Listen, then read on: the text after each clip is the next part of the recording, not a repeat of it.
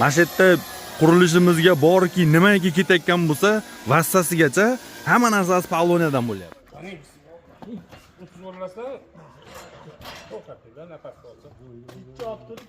Ha, bitta narsaga hozir aytib o'tib ketaman. Mana bu teshik yo'qolib ketadimi deganlarga, bu teshik yo'qolmaydi. Qadrdonlar, hammaga assalomu alaykum. Bu ko'rib turgan materiallarni hozir sizlarga hamma yo'g'ini o'zim batafsil tushuntirib beraman. Biz ko'pchilik bizni kuzatib bor ekanlar biladi. Biz Poloniya ko'chatlari va uzumni yaxshi sortlarini yetishtirib va ko'chat qilib sotish bilan shug'ullanamiz asosan. Xo'p, bu materiallar nimadan? Biz o'zimizni xonadonimizda qilyapman hozir bu videoda. O'zimni xonadonimda qurilish boshlaganmiz va qurilishga bilasizlar ko'pchilik taxta olsangiz bozordan raza ham qimmatga tushib ketadi. Keyin o'zingizda bo'lsa xotirjam xohlagan razmeringizda qilib ishlatsangiz bo'ladi. Bu ko'rib turgan materiallarning hammasi Poloniyani materiallari. Buni bizga kelganlar, oldin kelganlar ko'pchilik biladi. Biz o'zimiz Poloniyani o'sha 2018-19-yillarda ozroq bo'lsa ham plantatsiya qilib ekkanmiz. Nimaga? Ertaga materialni odamlarga, ommaga ko'rsatish uchun. Hop, bugun o'sha kun keldi, mana qadrdonlar, biz buni Poloniyani sotganmiz ham. O'tgan yillar bahorda sotganmiz va o'zimiz qolganini qurilishimiz uchun, o'zimiz ehtiyojimiz uchun ishlatishni boshladik. Xo'p, azizlar, mana qaranglar.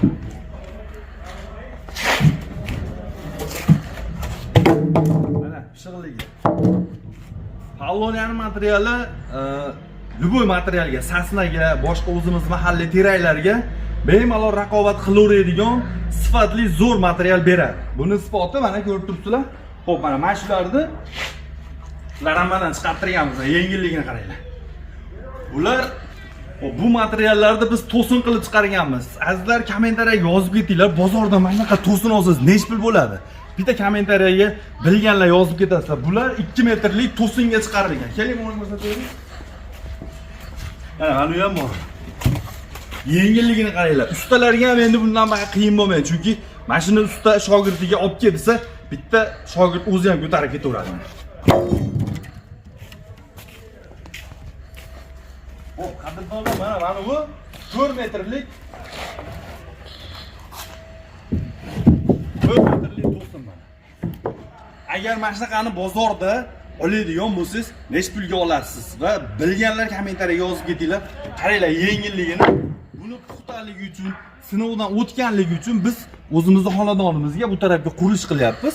Mana shu yerga 35 metr joyga biror dona boshqa narsani, materialni aralashtirmasdan Polni Poloniya bilan mana shu qurilishimizni boshladik, xudo xolasa. Qaranglar, reka chiqadi o'zidan. Poloniyani qarang. Xo'p, qarisi ham bor, o'tda ko'rsatamiz. Videoda oldida ko'rsatganman. To'sini, rekasi. Olib keling, mana strapilalarni chiqartirib qo'yganmiz. Chiqarib taklab qo'yganmiz. Yengilligi o'ta yengil, mustahkamligi bor-ku.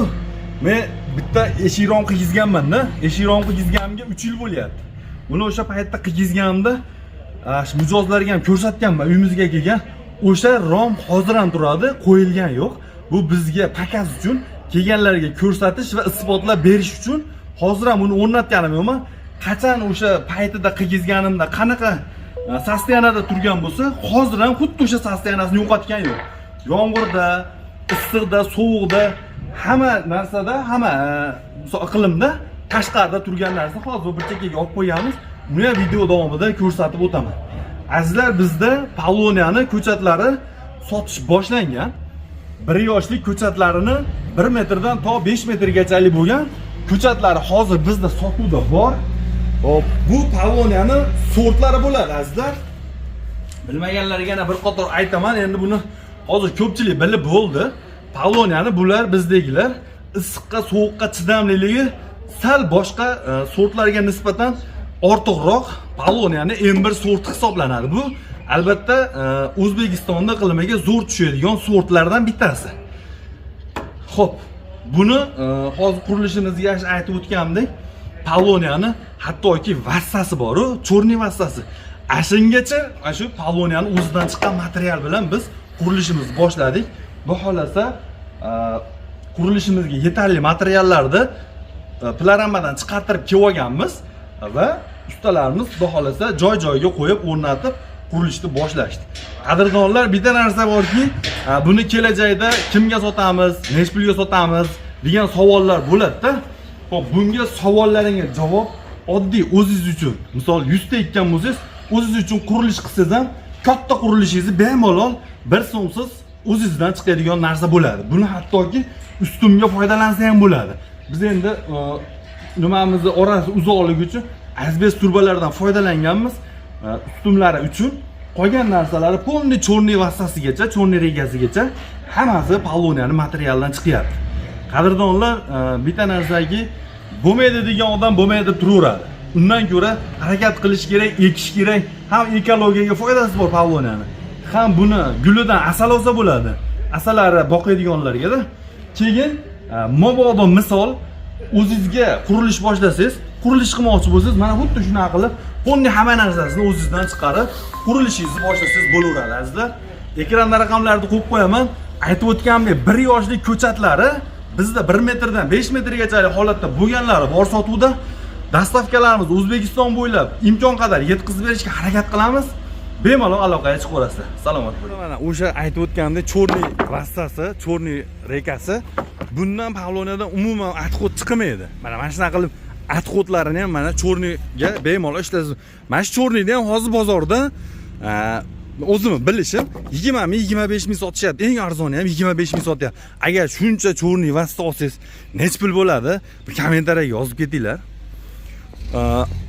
Primenna hozir primenna bir 350 kvadrat joyga ketadigan vassani o'zi ham pasti 400-500 dollar atrofida bo'ladi. Mana bu materiallarni agar pulga oladigan bo'lsangiz, siz shuncha qurilish qilib, rekasi, to'sini, strapilalari, hamma narsasini pulga oladigan bo'lsangiz, xarilari ayniqsa xarini hozir 1 metri adashmasam bir 100 ming, 150 ming atrofida bo'lsa kerak. Chekka polni xarilari-yu, hamma narsasini o'zimiz Poloniyaning materialidan ishlatyapmiz, qadrdonlar mana. Ha, bitta narsaga hozir aytib o'tib ketaman. Mana bu teshik yo'qolib ketadimi deganlarga, bu teshik yo'qolmaydi. Lekin ziyoni ham yo'q. Mana shularni biz xari uchun mana tayyorlab qo'ydik. Mana bu tarafda qurilishimiz ketyapti mana. Mana shular hammasi xari qilib tashlab kelinyapti mana. 2 qator tushadi. Strapila, to'sin, hamma narsasi, rekasi Poloniyadan bo'lyapti. Qadrdonlar, o'sha gap o'yini o'ylaguncha tavakkalchilar bunaqa qilib ishlarni bitkazishni boshladi, azizlar. Bizni kuzatib boringlar, salomat bo'linglar. Ko'chatlarga bemalol aloqaga chiqaverasizlar.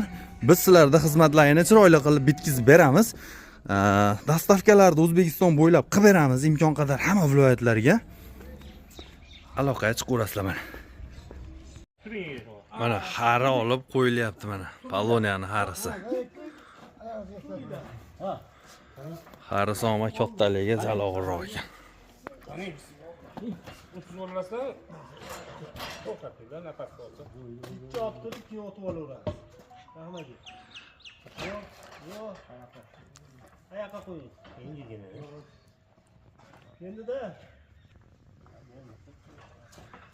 Mana tepaga qo'yilyapti mana xari. Qo'ydim.